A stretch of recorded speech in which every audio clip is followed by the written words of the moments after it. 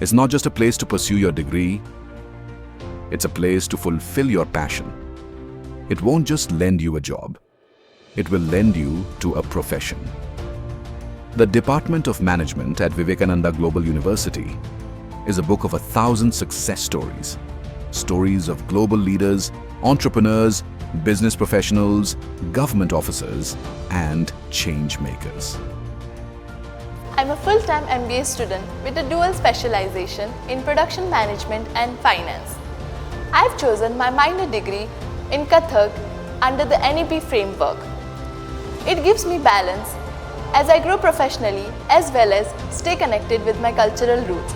This kind of freedom VGU offers. The Faculty of Management at VGU focuses on experiential learning through case-based teaching pedagogies, various industry-academia collaborations like industrial visits, workshops on the emerging trends, and expert lectures.